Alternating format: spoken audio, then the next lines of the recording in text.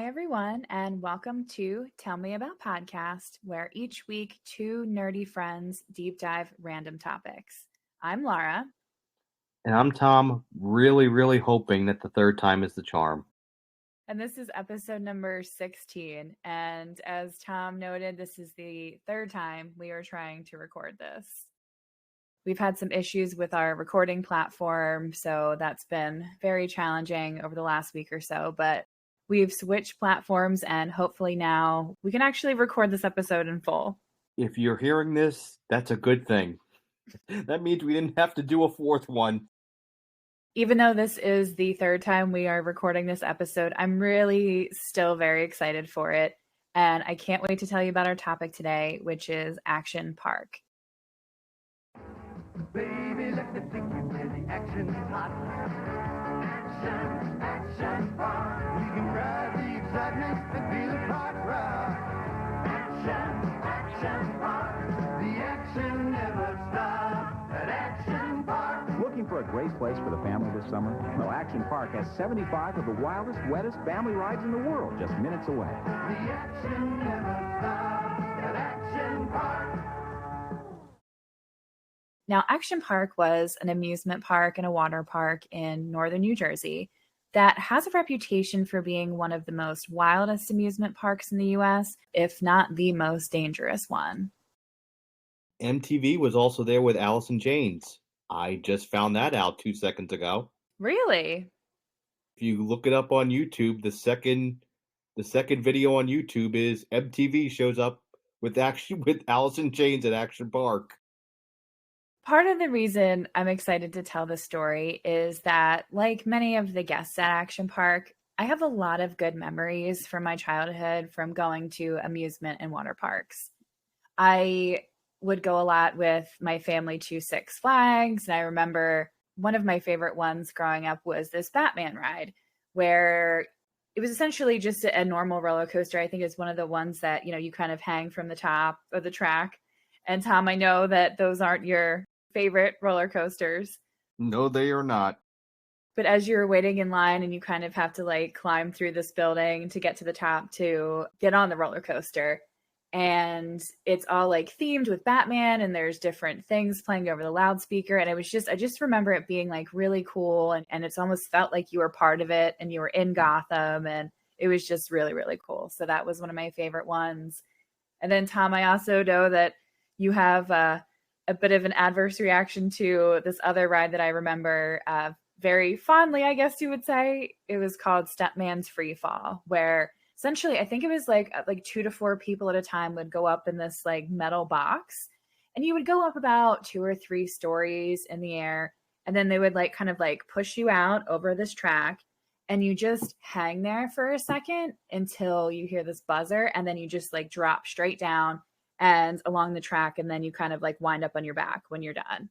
To me, the most anxiety provoking part was waiting for that buzzer, because you're just in the air for a second and you know what's going to happen and you're just waiting for this buzzer to happen.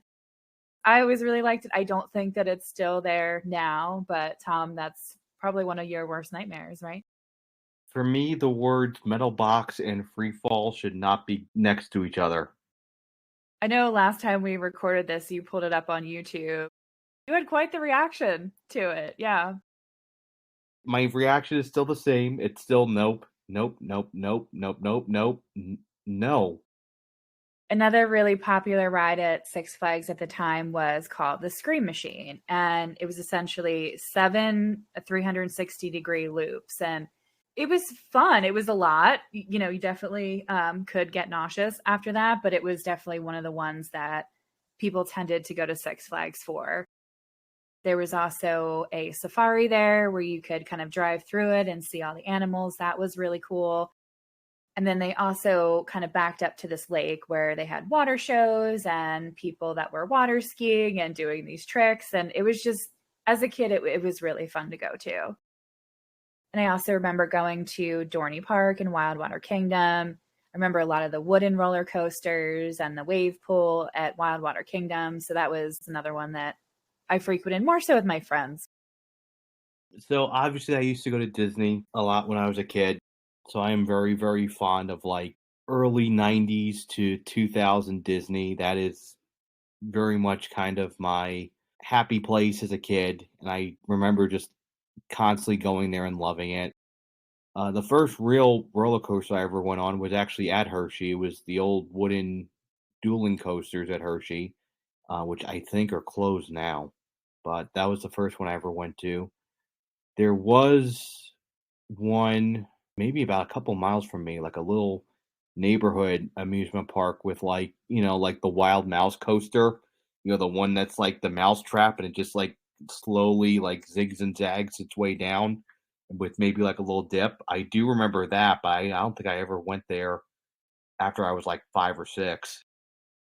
You mentioned Hershey, and we definitely went there as a family when I was younger, more so when I was like really little. And I remember Chocolate World and a couple of the roller coasters, and it's definitely it's a smaller amusement park than I would say like a Six Flags or Dorney Park. Plus, you can get absolutely just hopped up on chocolate. That's the bonus, yeah. And then the last one I wanted to mention from my childhood was this local water park called Waterworld. And Action Park actually reminded me a little bit of it, although I think that this one was much safer than Action Park.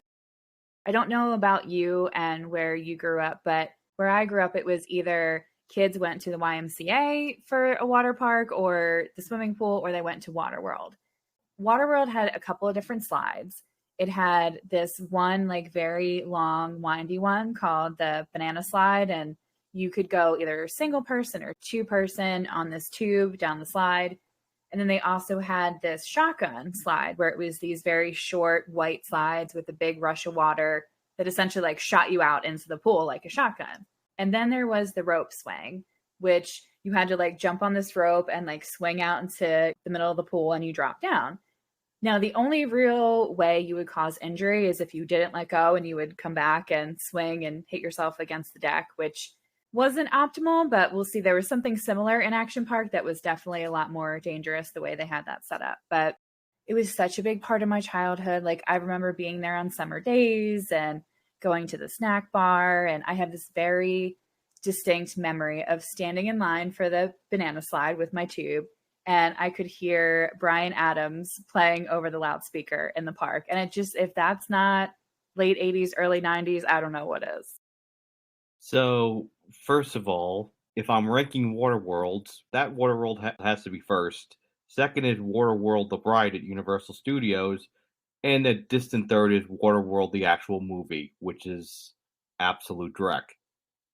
The only thing that's missing is just having like a can of Coke or just one of those like little, what were the little plastic like drinks, the ones with like the caps, the tops that you had to like snap off, the Oh, plastic yeah. top, and then with like the little, they weren't the Kool-Aid squeezers, but it was like in that type of bottle. Do you remember the hugs? They almost looked like little grenades, and you had to peel off that top. The barrel jug, the plastic barrel jugs. So you had the plastic barrel jugs, you had the little squeezy top drinks, you maybe had a firecracker ice pop or one of those frozen ices. That's a quality summer day right there. It was. So as you kind of feel, there's a lot of nostalgia when we think back about amusement parks and water parks, especially for us. I think especially for these decades, the 80s and 90s, before the internet, before cell phones, before kids were distracted by technology. Like, this is how we had fun. But it's a very nostalgic thing. And I think that the guests of Action Park felt the same, although we'll get into it, but it was very unsafe and a lot more unsafe than anybody really knew at the time.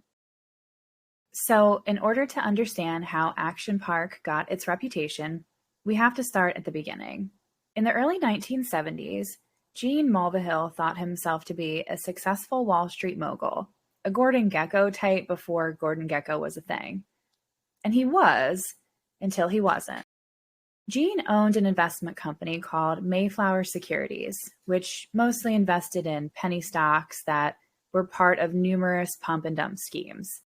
Gene was defrauding his investors for years until he finally got caught and was suspended by the SEC.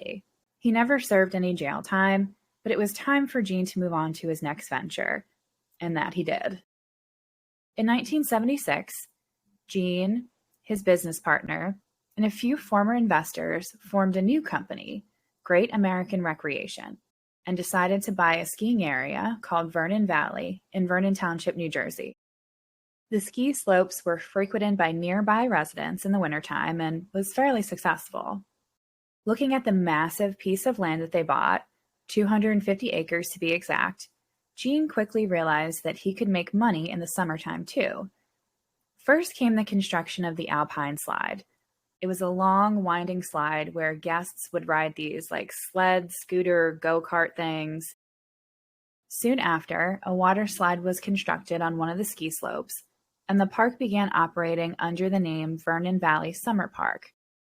Gene could now see his vision of constructing an amusement and water park coming together, one big enough to compete with Disney World. In fact, Gene Mulvihill not only wanted to be the Walt Disney of New Jersey, he wanted to create something bigger and better, something that was like nothing ever seen before.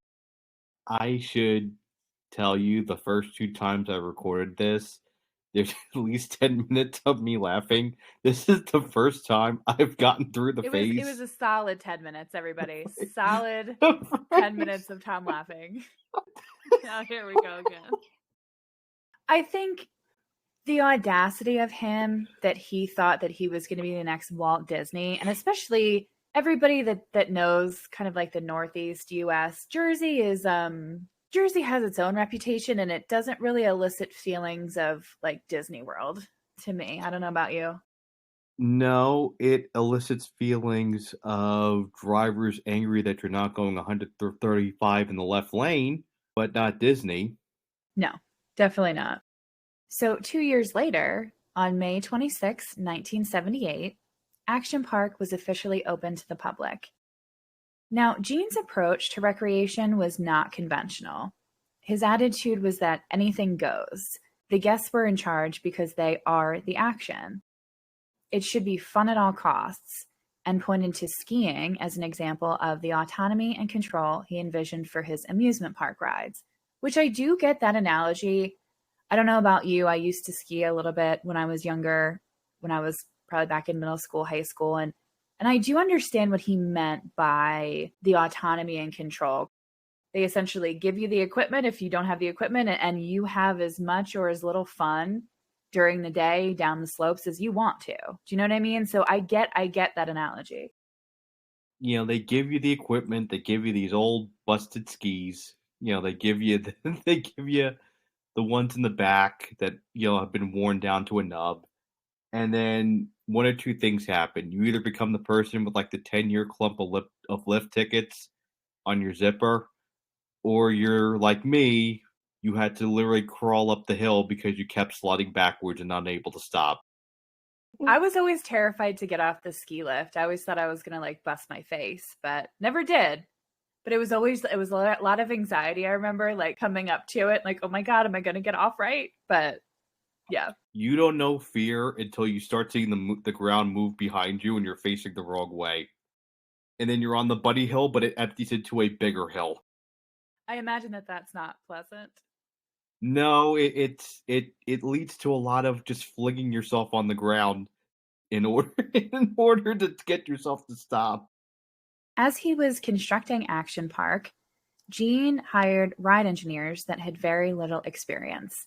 Some were even previously blacklisted from working at Six Flags or Disney World because of their poor designs. The ride ideas could be a bit over the top to begin with, and Gene would change their idea to make them even more extreme.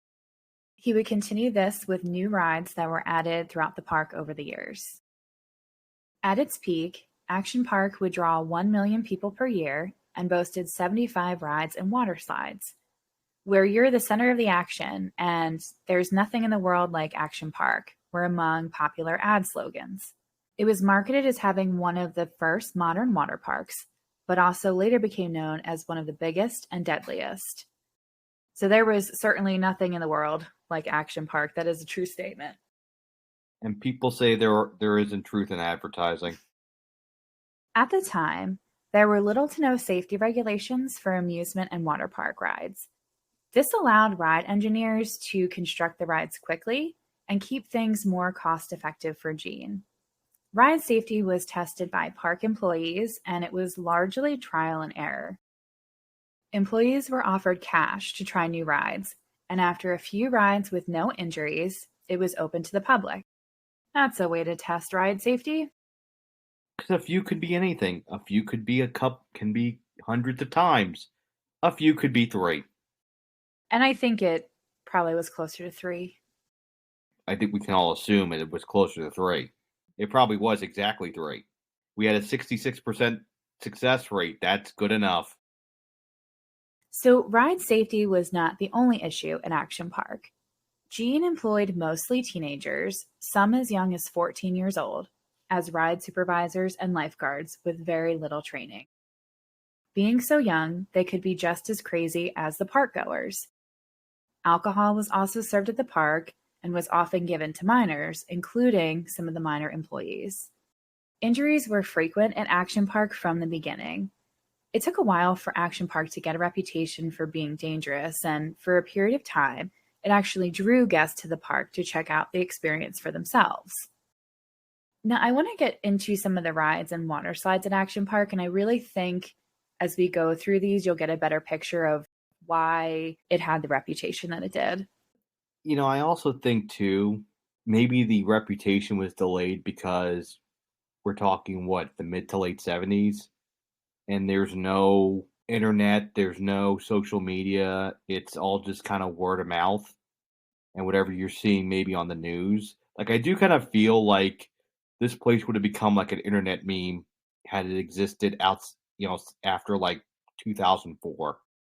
I would agree with you, and I think that the lack of social media did really hold up how its reputation spreading. I think if this were today, Action Park would be shut down in like 3 days because of Twitter, Facebook, Instagram, TikTok. Yeah.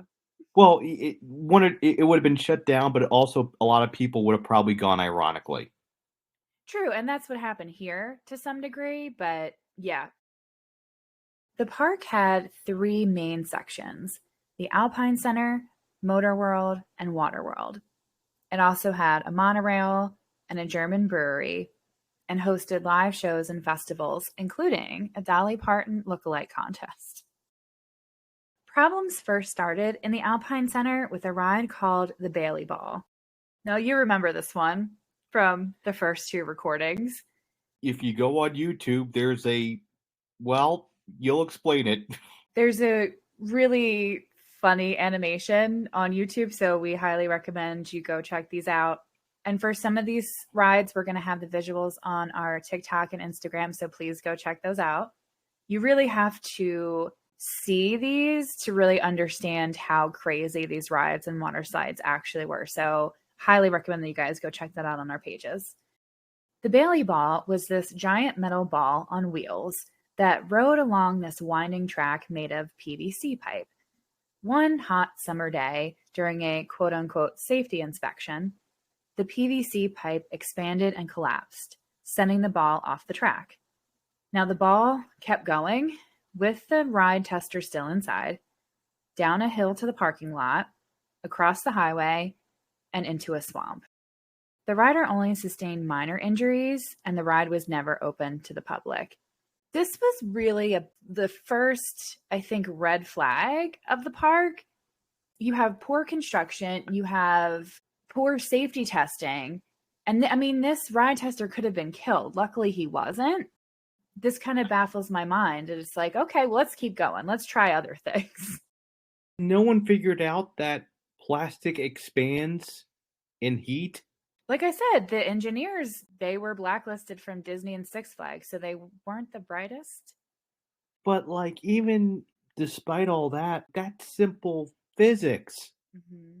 Physics is a problem throughout Action Park, yeah. And if you look at the animation, you see a giant ball with wheels on it that looks like the Titan submersible, just rolling down hills with the children pointing at it as it rolls down the hills across the highway. Like, imagine driving down and just, holy shit, there's a ball just bouncing up and down on the Jersey Turnpike. And you're right, it does look like some kind of submersible. I want to say more so from the 80s, obviously. And the weird thing about this is it didn't just have wheels like on the bottom where it connected with the track. It was kind of like all over. So I think it was like rolling along the track, but please go check it out on our social media. It looks very, very creepy.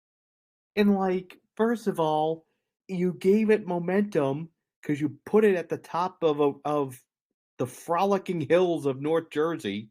And then secondly, you designed a thing. James Cameron probably saw that and just spit up his lunch. We need James Cameron to design some of these rides because he would do it better. Remember the Alpine slide I mentioned in the beginning? The first ride that was constructed about 2 years prior to the opening of Action Park? Well, it became notorious as arguably the most dangerous ride in the park for all the injuries that were incurred, the most ever for one ride at Action Park. In one documentary showing footage of the park, you can see handwritten warning signs for the Alpine slide with a notice to sign a release form and that no refunds would be issued for the ride, which huge red flags right away. And you remember from the last two recordings we did of this episode, the pictures of what this looked like? So essentially, riders would fly down this 2,700 foot long, like U shaped track or slide that was made of concrete, fiberglass, and asbestos. And you had these like rickety carts that would fly down with this like really shoddy brake system. So it was either described as going like really, really slow or like uncontrollably fast. The problem was that the slide was not designed to keep you on the track. And if you didn't know how to navigate it, you were likely to fly off. Some of the turns were very tight, and coming down at a fast pace with the failing brake system would result in severe abrasions, broken limbs, and concussions. Not to mention the burns that riders would get from their skin making contact with hot concrete. Injuries from the Alpine slide were a daily occurrence. Would you ride down the Alpine slide? No, not unless I had my affairs in order. What immediately struck me about this ride was the fact that it was concrete.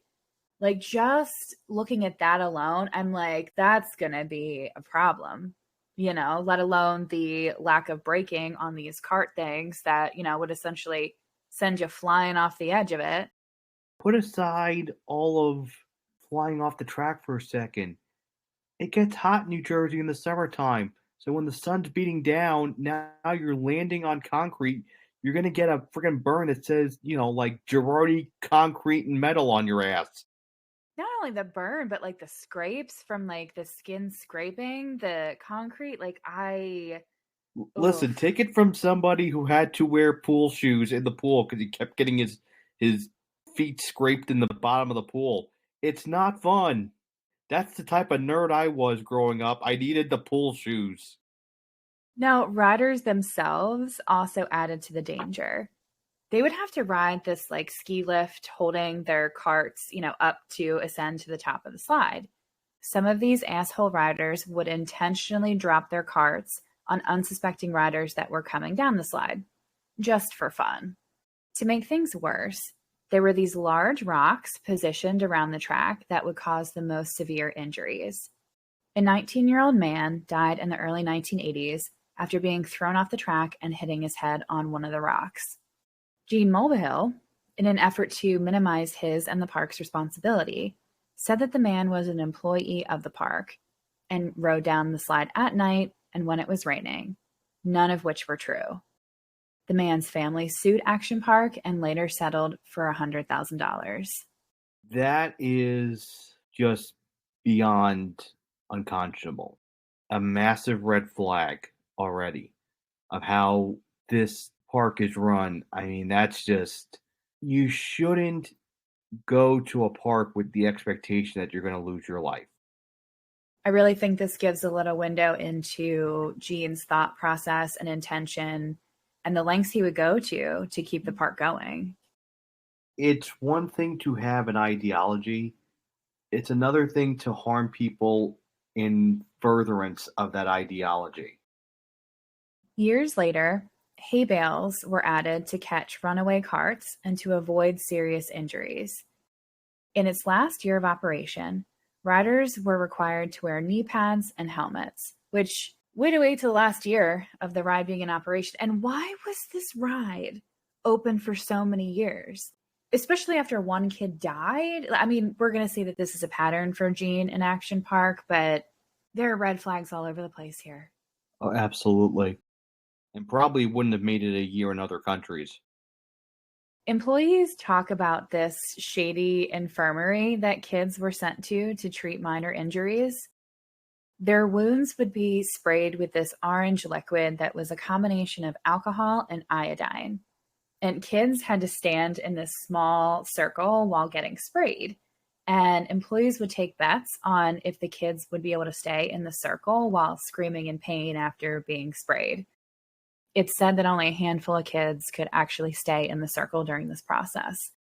This is a game. This is a sick game based on the kids being in pain. And that's something out of friggin' Marathon Man. You know, it feels like Marathon Man with Laurence Olivier there performing the experiment. I mean, that's sadistic. The Alpine Center also housed a skate park, which generally looked like any other skate park at first glance. Skaters quickly discovered that the poor design of the edges and the concrete between the valleys, or bowls as they called them, would cause frequent injury. The skate park was only open for one season, and it was later buried in dirt to forget that it ever existed. So that's how Gene handled problems, just bury it and forget that it existed. Just like Jimmy Hoffa. The last attraction in the Alpine Center I want to tell you about is the Gladiator Challenge. American Gladiators was a show that was hugely popular at the time, and Action Park offered the real-life experience. Guests would race through an obstacle course, and the fastest one to go through would go on to joust with a gladiator. Now, most of these gladiators, it was said that they were found and hired from local gyms. So real meatheads, it sounds like, were being hired for this role. If anyone in our audience loves wrestling, especially loves wrestling in the heyday of it, the late 90s, early 2000s, you'll remember the wrestler Scott Steiner, aka Big Papa Pump. And well, he looked exactly how his name sounded, with the muscles all the way out about 10 inches in each direction. There's no other way I could describe it. Literal beefcake of a man. And now I can only imagine them with the Jersey Shore haircut fighting little Timmy from Hoboken in a gladiator style fight to the death. Are you not entertained? Now, some guests did enjoy the experience, but sometimes it led to real violence. In one instance, a man who lost to a gladiator who he said was too strong to have a fair fight with later returned for retribution, which led to a brawl involving dozens of people. The police had to be called to respond to the situation. Can you imagine the chaos that was that day at Action Park? Could you imagine how many Budweisers he had to crack to get the courage to decide, I'm taking this gym rat to the streets? I'm sure there was a lot of alcohol consumed that day, not just by him. It's not a fair fight. Of course it's not. That's the understatement of the year. Now, let's head over to Motor World, which had its own set of problems. The first problem was that Motor World was located right next to where most of the food and alcohol were sold. Naturally, guests would throw back a few and then hop on nearby motor rides. These rides were mostly self-operated, and some guests, mostly men, would drive off course or intentionally exceed the speed limits. The perfect example of this was the Super Go-Kart ride. The go-karts were these single-seaters that raced around a concrete track. It was never a well-kept secret on how to override the speed limitation. Some employees would disable the speed limit mechanism on the go-kart, and guests would use a tennis ball to disable the speed limit mechanism to go up to 2 times faster. It was essentially described as like bumper cars, but at 50 miles an hour. If these are complex machines, how are they defeated by a tennis ball? They weren't that complex, I don't think. It was Action Park. Also, too, like, you would think there has to be some sort of security here. You think after a while they would start, like, searching people for tennis balls? We'll get to that in just a second, where they got those tennis balls. Unsurprisingly, there were a lot of crashes that led to a lot of injuries. Drivers would also be made sick by the petrol fuel coming from the go-karts. I imagine there is a lot of throwing up between the alcohol and the petrol fuel and the bumping into each other. I feel like there was a And the lot. head trauma. And the head trauma, that too. One of the most popular attractions at Motor World was the battle action tanks. Guests rode these cage tanks equipped with tennis ball cannons around a fenced-in area for about 5 minutes at a time. There were also cannons on the perimeter of the fence for outside guests to shoot tennis balls as well. So what could go wrong? Employees said that this was the worst ride to work because tanks frequently broke down or got stuck, as they would disable for 15 seconds after being hit with the tennis ball. The employees would be constantly running out to help dislodge or move the tanks, and they were also being pelted with tennis balls themselves. This ride was said to be more dangerous for the employees than the guests, and newbie employees often got assigned there as kind of an initiation to working in Action Park. Now, I can imagine that it was pretty chaotic between all the balls flying around and then the tanks like stopping for 15 seconds and the employees running out and then people around the perimeter shooting at the employee. Like, I imagine this one was absolute chaos. And where they got the tennis balls to, disable the speed limit mechanism on the go-kart. So it goes hand in hand. Like, I've seen the pictures of this. It looks like one of those golf court cages thing that collects the balls. If you have a ride that you can shoot tennis balls at this thing, and then you have a bunch of people hopped up on alcohol and then give them weapons and projectiles, what the fuck did you think was going to happen? Again, this is Action Park. This is a different class of fun. So one day, one of the guests riding the battle action tank took things too far. He decided to douse the tennis balls with gasoline and then light them on fire before shooting them out of the cannons. Needless to say, he was banned from Action Park after that incident. Like, can you imagine? These like flaming tennis balls just being shot around this little fenced-in area. Like, wow. What a Fucking time. Molotov cocktails. Pretty much, yeah. That would have been a sight to see. Also in Motor World was the speedboat ride, where 8 boats at a time raced around a pond. Guests couldn't tamper with the speed of the boats as they could on the go-karts, but they still maxed out at a speed of 45 miles per hour. There were many collisions and capsized boats as guests fell into a snake-infested pond. One guy who was heavily intoxicated had to be rescued from drowning after he capsized. So he almost drowned, and then he could have been like attacked by a snake. God only knows what else was in this water. So the ride was later modified to add bumpers and became bumper boats. It was allegedly safer than the speedboats, but the boats often leaked gasoline. So that was going right into the pond too. Could you imagine capsizing into this gas water combination? With probably mutated snakes. Mm-hmm.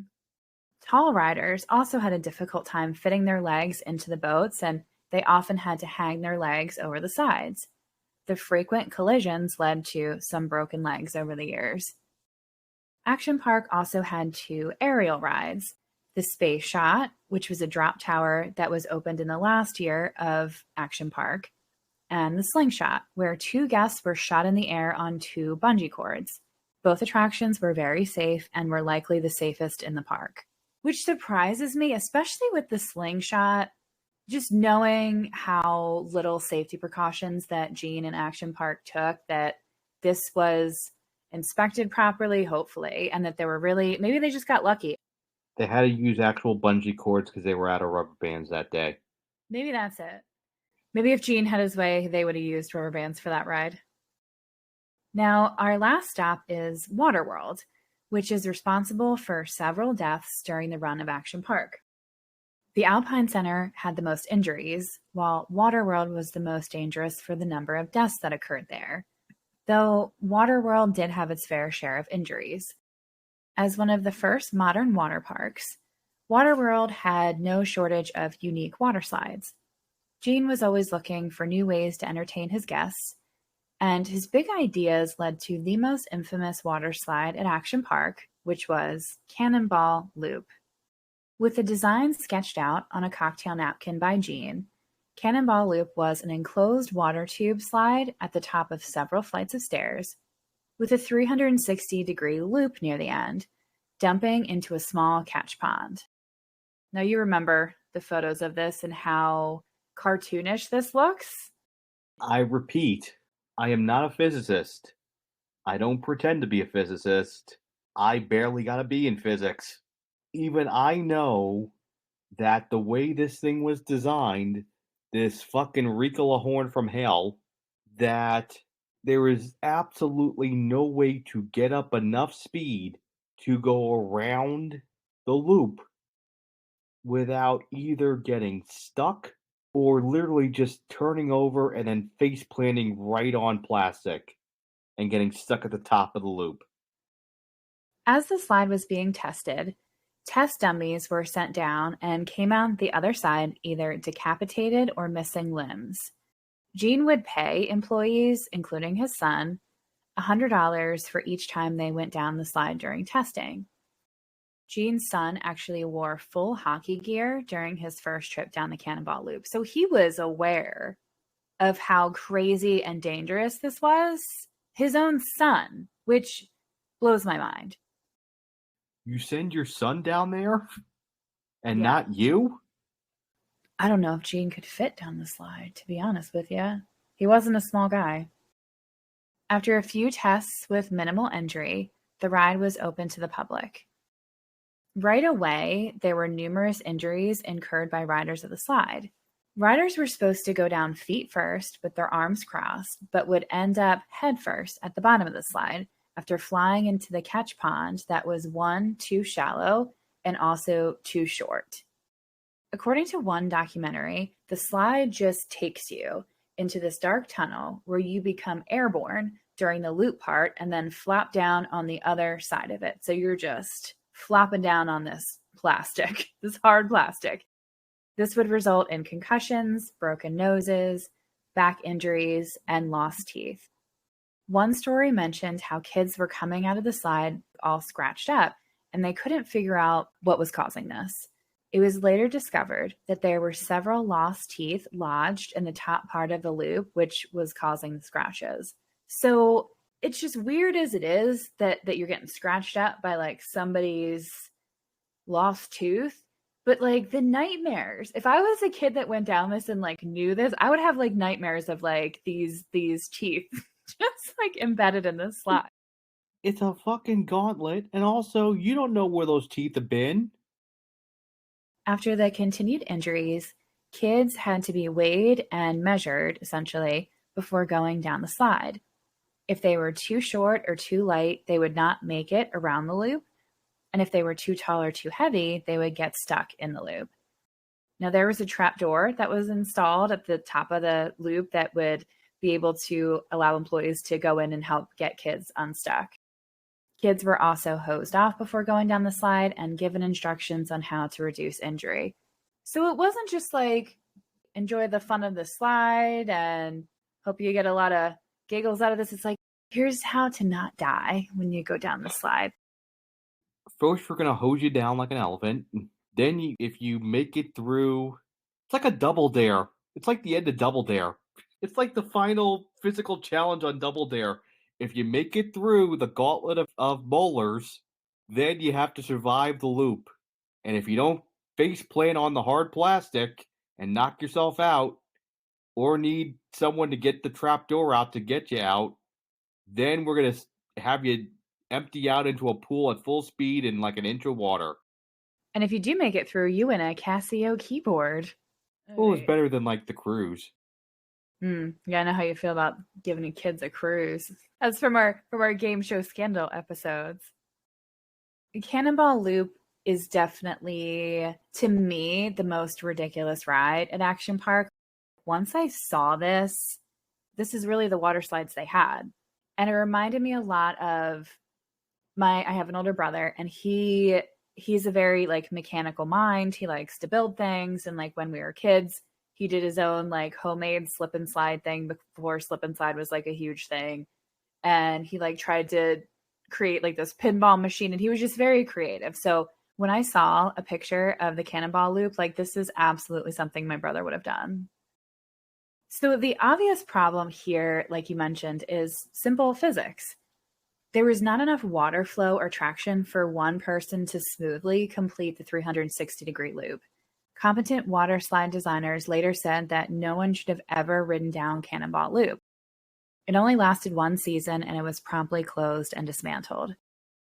I don't know if this was when they tried to reopen Action Park later or in a different park, but they essentially redesigned this idea a little bit. And instead of like the person going down themselves, like you had to ride in almost like this cart along the track, like which is the only way that you're going to get enough traction. It just defies gravity and physics. A simple engineer would have been able to figure this out. Unless the drop is a straight drop, there's just no way you're going to be able to build up enough speed to like stick to the wall as it's going up as it does the loop-de-loop. Next up is Action Park's infamous wave pool, also nicknamed the Grave Pool. The wave pool had machine-generated waves, as did most other water parks' wave pools. This one was designed a bit differently, though. Most other wave pools don't operate on full power, but Action Park's did. It had large, powerful waves, and instead of doing the normal interval of stopping the waves every 2 minutes, Action Park would keep the waves running for 20 minutes at a time, with a 10-minute break in between. Fresh water was also used in Action Park's wave pool instead of the normal hybrid mixture that would make swimmers more buoyant in the water. Action Park's wave pool accommodated about 1,000 people at its max capacity, which was way too many people for the size of the pool. The waves would often sweep guests out to the deepest end, which was about 8 feet deep. Shoulder height depth was known as the quote-unquote death zone, and the closest lifeguard stand to this point was also known as the death chair, as many people either couldn't swim or were bad swimmers. There were 12 lifeguards on duty at the wave pool, and they would put wristbands on kids with CFS written on them for can't fucking swim. Some kids who supposedly couldn't swim thought that the magic of Action Park would make them know how to swim, which that's a dangerous little fantasy there, isn't it? Well, that's like, when you see a toy on the commercial and you think it's going to look like one thing, and you get it out of the box and it's definitely not that. Like, I can't really fault the kids for this because it just seems like it was just in their own imagination, but that's just so dangerous. Again, there's so many things here that are just so negligent. Well, and it's also not the kid's job to know, like, what's safe and what's not. That's why you have actual adults in charge of things. Didn't sound like there were a ton of adults here, though, especially the lifeguards, like I said, were mostly teenagers. So it just, again, was a recipe for disaster. In the span of 30 to 45 minutes, anywhere from 3 to 5 people would need to be rescued by a lifeguard. An average of 30 people per weekend would need to be pulled out of the wave pool. It was often difficult to see swimmers in distress in the murky waters of the pool. Guests would also scramble to exit, climbing over and injuring one another. 3 people drowned over the years in Action Park's wave pool, 2 of which happened in back-to-back years. It said that some guests thought that almost drowning was part of the Action Park experience. I can't imagine that. It kind of goes along with like the kids thinking they could swim, but these are adults who know better. Almost losing your life. That's, join the fun at Action Park. Cheating death and being part of a Final Destination film is not part of an amusement park's joie de vivre. It's not part of the ambiance. It is not, and it shouldn't be. A few years in, Gene had the wave pool reclassified as a pool instead of a ride, which would have less requirements like how clean the pool would be and a number of lifeguards on duty. This is another window into his thought process and into his intention. I don't know at what point he did this, like how many deaths had occurred, if any yet, but I mean, either way, it's not great. He just did not care. He thought this type of fun was most important over people's lives and people's safety, and it's just really disappointing. Well, and also, too, he's cutting corners. He cut a lot of corners. Another attraction in Waterworld was the kayak experience, where guests rode kayaks down a whitewater course. Large underwater fans pushed the water to create this like whitewater effect. Capsizing happened frequently, and in one instance it led to tragedy.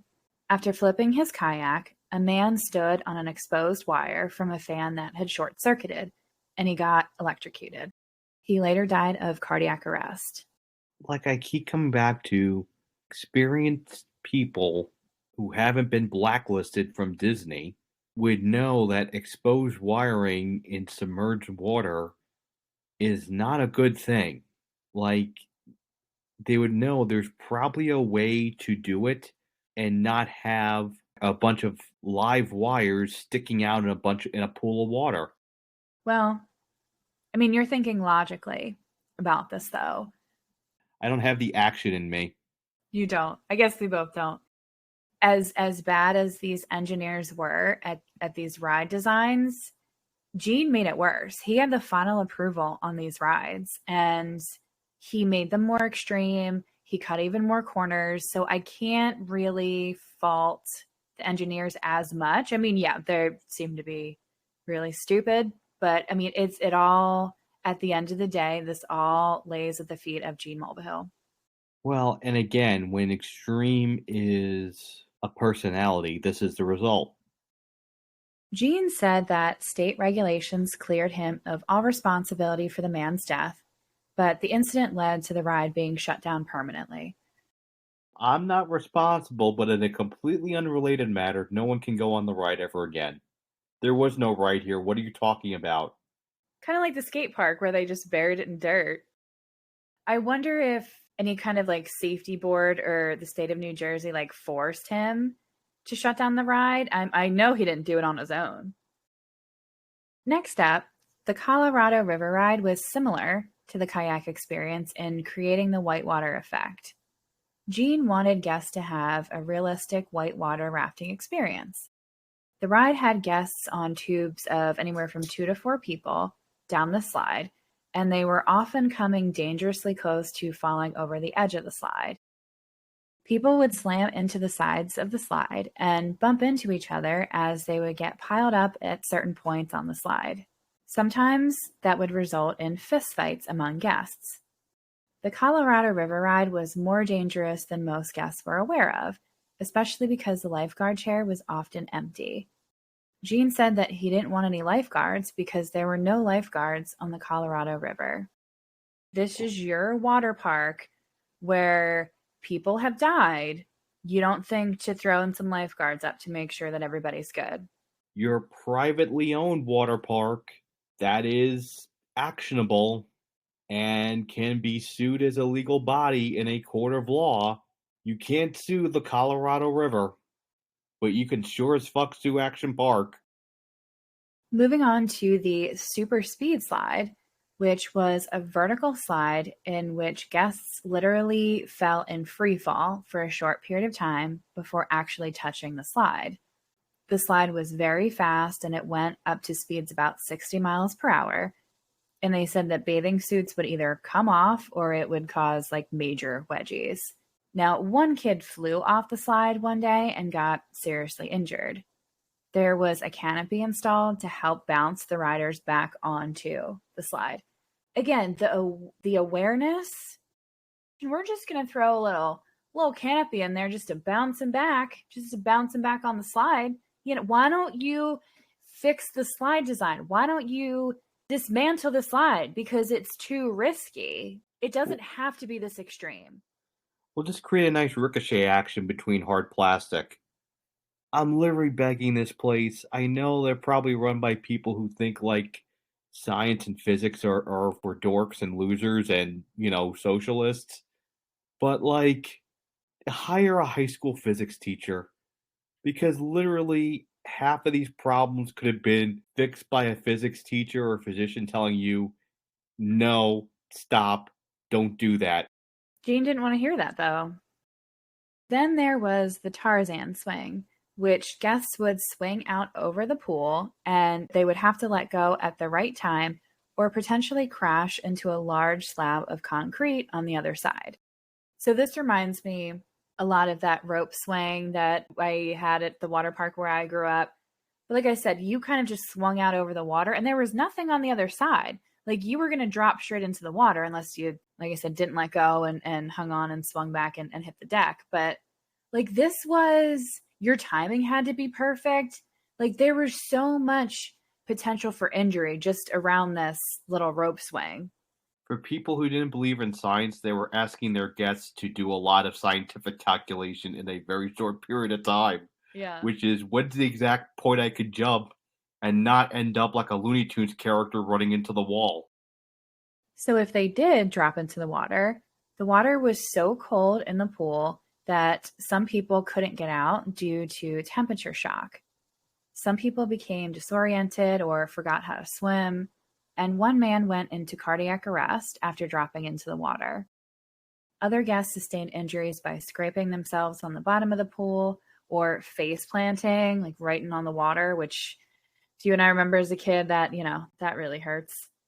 Mm-hmm. There was also an observation deck for people waiting in line to take their turn on a rope swing. Up to 75 people could be waiting in line to watch others do flips or tricks off the rope, which was extremely unsafe and reckless. Other guests took the opportunity to flash others that were waiting in line. A couple honorable mentions as we leave Waterworld. There was also a diving cliff that was essentially, it was like this rock cliff, right? And people would dive off into one of the swimming pools below. And one, it would cause numerous dislocated shoulders, probably because how high it was. And it was also not well marked on the pool below. So jumpers would often intentionally or unintentionally jump and land on the swimmers below, again, causing more injury. Then there was Aerodium, a skydiving simulator. Now, this was run by a separate company, but it still had many accidents and injuries reported over the years. Probably because the Bailey ball that still is roaming around the hills of New Jersey to this day probably ran into it like once a day. I could see that. Now, as we mentioned, Action Park was a disaster waiting to happen. From the poor ride design to the lack of safety measures, the abundance of alcohol and underage drinking, and the poorly trained employees who were mostly still in high school. Action Park had to buy their own ambulances at one point to accommodate all the injuries and trips to the ER, which averaged about 6 people per day. There was a lot of fighting and lack of authority to prevent it. Others mentioned, not so seriously, but they mentioned how the food that was sold at the park was usually like really stale. There was literally nothing about this park that was safe. No. Literally, getting a soda from the snack bar was cheating death. You're not wrong. But, right or wrong, Action Park was something really special to a lot of people, and it became a cultural icon. Guests were drawn to the park initially by its energy and guest autonomy, and later they were drawn by the mythology of it. The more injuries that were reported in the paper, the more guests would come out of curiosity. Gen X kids would ride their bikes to and from Action Park, and their parents never knew where they were, as was the trend in the 80s. One documentary described Action Park as this weird combination of magic and horror, because you didn't know if you were going to have the best day of your life making good memories with your friends, or leave in a body bag. There's a lot of distance between those two options. Those are two really opposite ends of the spectrum. One of them should be what you want to attain, and the other one really shouldn't. And I think that one, kids shouldn't have to think about potential mortality if they're going to an amusement park during the day. I just don't think that's something that should cross a kid's mind, first of all.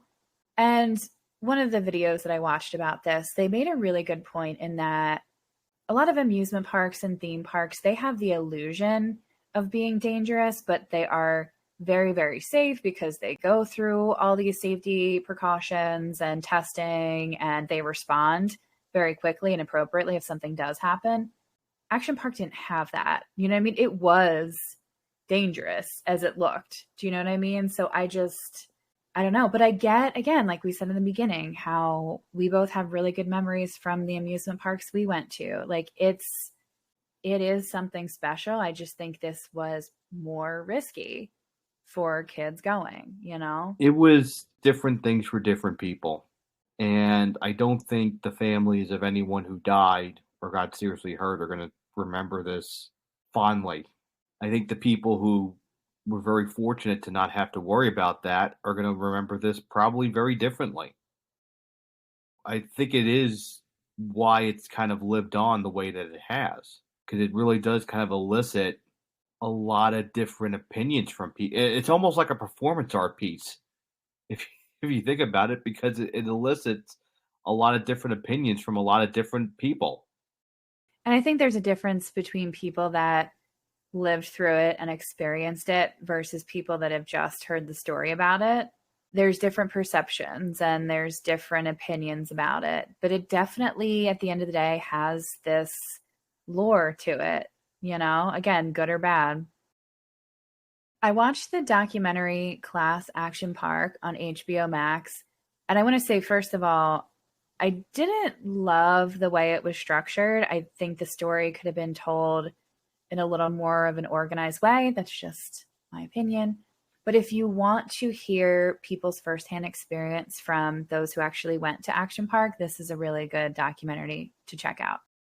Now, they interviewed comedian Chris Gethard, and he talked about how going to Action Park was a rite of passage for a New Jersey kid. You had to go and get your scars, and then you could talk about them with your friends, like veterans sharing war stories. The former employees talk about Action Park with nostalgia, but they also remember the recklessness and the horror of it too. They would save money that they found in the pools, and they would throw these after-hour parties that were legendary. They would stay overnight and sleep anywhere in the park they could find. Hooking up was very frequent among employees, as you can imagine, especially them being mostly teenagers. Now, anyone who wanted to work at Action Park would usually get a job, and usually this was a full-time job, no matter what their age. And you mentioned in our last attempt to record this about Gene maybe disregarding labor laws or having kids work so long at that age. And again, I'm not sure what exactly the labor laws were back then, but I don't know what they would have been. I mean, I know there's a lot of kids who work in amusement parks, but I also don't know what hours they were working, and I don't know. I would think now those are very closely regulated in terms of what they can work and the type of training they have to get. I mean, I don't put anything past Gene, honestly, but it was definitely, I think the laws were more liberal back then than they were today. I don't think a 14-year-old could or should have been working an 8-hour day, but I'm not sure what that looked like in like late 70s, early 80s. All the employees were given their opportunity by the man in charge. Gene, better known to most as Uncle Gene, was big, loud, and full of ideas, and he intended for Action Park to be intense and extreme. It was like his own little twisted social experiment, and there were essentially no rules. He had a bit of an even darker side to him as well. One time he used a cattle prod on a kid who snuck into the park without a ticket. Some say that this was staged to be an example to other kids who thought about sneaking in, but the cattle prod was very real, and the kid did get shocked. Though Action Park's problems would begin to catch up with Gene, especially as town residents would complain about the safety of the rides and the frequent injuries, he was able to buy himself some time by turning to his friends in high places. Some Vernon Township officials were on his payroll, and he even bought nice homes for some of them. There was this attitude among politicians locally and probably state and federally was, what can I get from Gene? Now, he was well aware of this and he was happy to oblige. He would do what he had to in order to keep Action Park going, including keeping a MAC-10 machine gun in his desk drawer. It was rumored that Gene also had mob ties, but that's never been substantiated. By 1986, Action Park had numerous safety violations. These included allowing minors to operate rides and not reporting injuries and accidents. Gene looked for every opportunity to get around the law and would only report injuries if someone needed to be transported in an ambulance. So who knows how many injuries there actually were at Action Park? We do know that there were 6 deaths and hundreds of serious injuries confirmed there.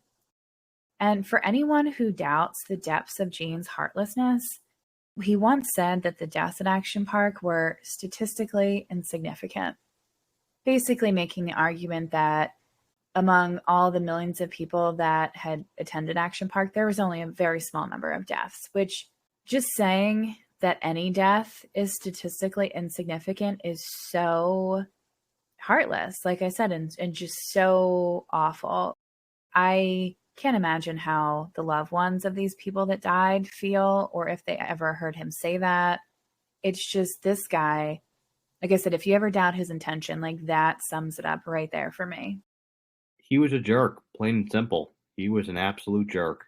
This goal of having this like extreme, crazy amusement park was so much more important than people's lives and safety. I mean, as we've said. It wasn't just having this amusement park. It was this dream of having this. I can't even explain it at this point. It was just having this specific park was paramount to everything, including the safety of other people. He didn't care about anything but himself. To make things worse, it was discovered that Gene was running an insurance scam as well. As the park was being constructed, Gene started his own insurance company called London and World Assurance because he didn't want to pay insurance premiums to a legitimate company.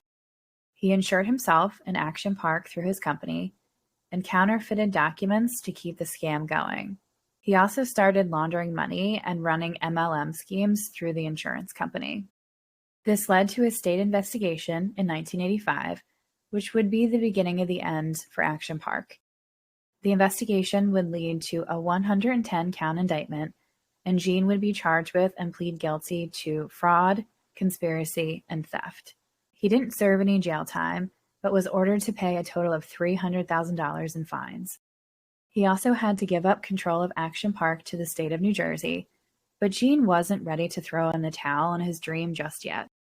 Gene decided that he was going to stop paying rent on the land where Action Park was built, something that the state could apparently do little about.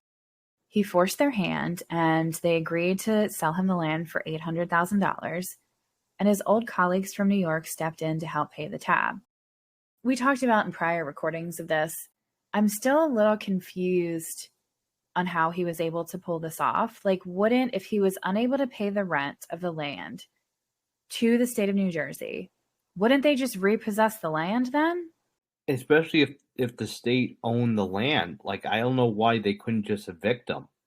Yeah, I don't know how the law was written around this time, especially in New Jersey, but this just seems like, I'm just really surprised that their hands were tied, that they couldn't do anything, and he forced their hand to sell it back to him. I don't know. If there are any New Jersey property lawyers who want to hit us up, slide into those DMs and give us a consult and explain how this could work. I'm more than happy to do that. Unfortunately, Action Park would never really recover after Gene's conviction. After all the bad press, attendance plummeted in the late 80s, early 90s, and Gene struggled to pay the bills. One former employee talked about how U.S. Marshals would show up at the park pretty regularly to collect on unpaid taxes. By 1995, money was so tight that Gene operated the park that year without insurance, but it wasn't enough to save Action Park. Around this time, Gene's business partner was convicted of money laundering and bankruptcy fraud and went to jail, leaving the financing of Action Park up to Gene. he couldn't secure the funding from investors the way he used to, as they weren't willing to take the risks that they were in the 1980s. Now, I was very young in the 80s, and you were also very young in the 80s, but from what I remember and what I've been told, I feel like the 80s were such a decade of excess and things that were over the top and just a lot of money being thrown around. I feel like there was a lot of cocaine being done amongst adults, particularly probably in the New York, New Jersey area. The big hair, the colorful clothes, like it was a crazy decade. I'm sorry, the way you said a lot of excess, a lot of people doing things, a lot of cocaine. There was a lot of cocaine in the 80s. Well, I'm not saying there wasn't a lot of cocaine. Basically, Miami created the cocaine trade in the 80s in the United States, but the 80s were very laissez-faire. People kind of did what they wanted to do, for better and for worse. A lot of worldviews were kind of built on that, if you think about it. And this was very symbolic of that, or this feels very symbolic of that. And I think that's why, one, that Gene could get the financing from investors back then. They were a little more liberal with the way they were investing and probably how much money they were investing. And again, it just fits into this 80s vibe, as like anything goes. And it not only was Action Park extreme, the decade itself was extreme. And I would absolutely agree. I would absolutely agree. In 1996, Action Park went into bankruptcy and closed at the end of the season that year on September 2nd, 1996. That wasn't the end of Gene's legal troubles, though. Some of the park's nicknames were, like I said, Class Action Park, Accident Park, Traction Park, or Friction Park. In total, Action Park had about 2,500 lawsuits over the years, and Gene would rarely settle. He would claim that guests were at fault for their injuries because they either didn't follow the rules or underestimated their ability to swim in rough waters. He would fight and draw every case if it meant that he didn't have to pay, and he won about 93% of his cases. What do you think about that? I think he was probably very persistent, and I think he was very, very motivated to win because he knew the financial house of cards he was sitting on. He had everything to lose if he lost. My guess is he probably got around a lot of these in a couple of ways. One, the park was probably a separate legal entity, like something like a limited liability corporation, so that he personally could not be responsible, even though he is the owner of the park. It's interesting you say that, because when I mentioned back in 85, when he had to pay that total of $300,000 in fines, that was split up between what he personally had to pay and what Action Park had to pay. So he had some responsibility in this financially. They probably sued the park and him. What would happen in something like that is half of the proceeds would come from him and the other half would come from whatever the park's assets were. And he may have probably won a lot of them on technicalities. That would be my estimation as to what happened. And I'm sure there were probably some plaintiffs that ran out of money themselves and couldn't afford to continue the legal battle, especially if he drew it out. So it sounds like he became really skilled at knowing how to get around the lawsuits. Well, and the other thing, too, is when you're a plaintiff's attorney on that, you're working on contingency, meaning that the lawyers are not getting paid. No one's getting paid on the plaintiff side unless there's an award. I don't necessarily know if he was bleeding them out, at least not that I would think. I think more what's happening is he probably using kind of loopholes to get around it. Also, too, you said that he had a lot of friends in high places in the county. I don't know. There are some counties that tend to be more pro-corporate defendant than they are pro-plaintiff. Maybe that's what happened. In 2010, Gene attempted to bring back Action Park, though with more safety measures. He would pass away in 2012 before he got a chance to reopen the park. Gene's son went on to reopen Action Park from 2012 to 2014 as a way to memorialize his dad. but with the park's notorious reputation in the decades prior, it did really poorly and closed after 2 seasons. Today, the park is known as Mountain Creek Water Park and provides safe, recreational fun for a new generation. All that is left of Action Park are the memories, the scars, and the grief of those who lost their loved ones. Now, as we talked about, Action Park could not exist today. It would be shut down prior to the closing of the first season. Now, there were safety warnings for some of these rides in Action Park, but they never made them readily available to the public. And the carelessness and recklessness of the entire operation is just astounding. Some argue that the bigger story of Action Park was the cover-up of all the safety problems rather than the safety problems themselves. And I can see both sides of that argument, but the bottom line is that the guests never really knew the extent of the full danger of Action Park's rides. For whatever it's worth, Action Park will always have a place in amusement park history for the legend that it was, good or bad. Now, just a couple thoughts before we wrap up here. As many of our episodes have been and the topics that we covered, everything is so nuanced. It's not so black and white. There's so much gray area in a lot of these topics and feelings on both sides of an issue, and Action Park is no exception to that.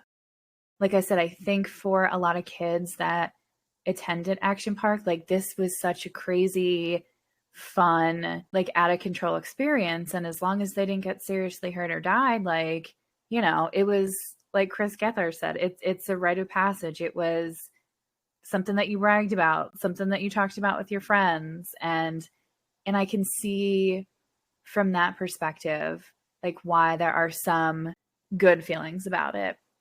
But if you're looking at this from a safety and liability standpoint, it is a fucking nightmare.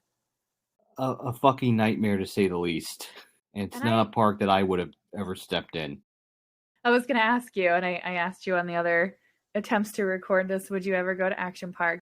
Just to even see, not even maybe riding any rides, but just to see the spectacle that was Action Park.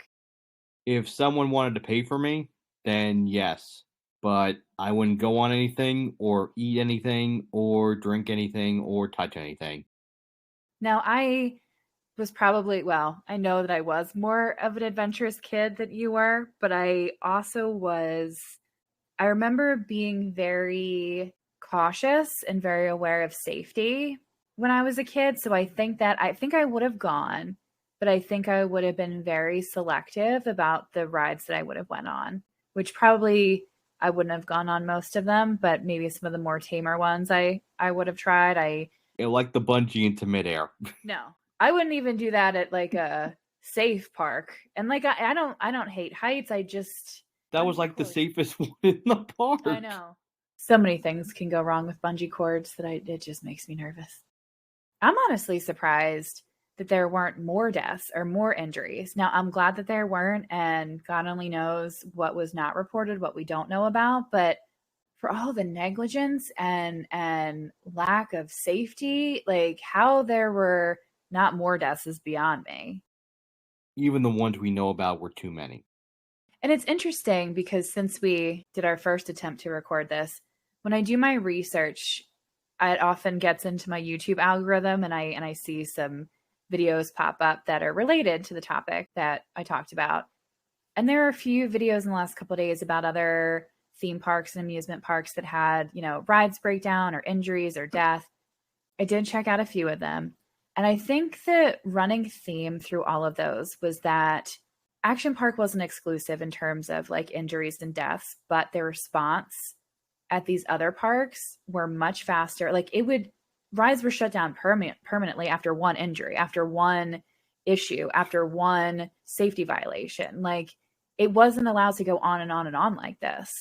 These were issues dating back to the early 1900s. Well, and also too, if a park has safety issues while they're still working on a ride, if it has enough safety issues, they're just going to scrap the ride. Tell us, guys, would you ever go to Action Park? Have you been to Action Park? If you have, let us know. We'd love to hear your experience with it. Do you have your own parks if you're in another country? Was that something that you did with your friends or your family? Is it really just a bigger thing in the US? Not really sure how it is around the world. Yeah, this is definitely an interesting one. I was very excited to talk about this. But yeah, I don't think this would ever happen again. And I'm just surprised it happened in the first place. And if you've ever been to Euro Disney, let us know because I just want to talk to you. Okay, guys, that's our show. Tune in next week for another episode. Tom will be covering something that was a bit of a national scandal. So if you enjoy our show, please give us a 5-star review, subscribe, and follow us on social media at the Tell Me About Podcast, and send us comments and episode suggestions to thetellmeaboutpodcast@gmail.com. Thanks, everyone. Have a great week. Bye.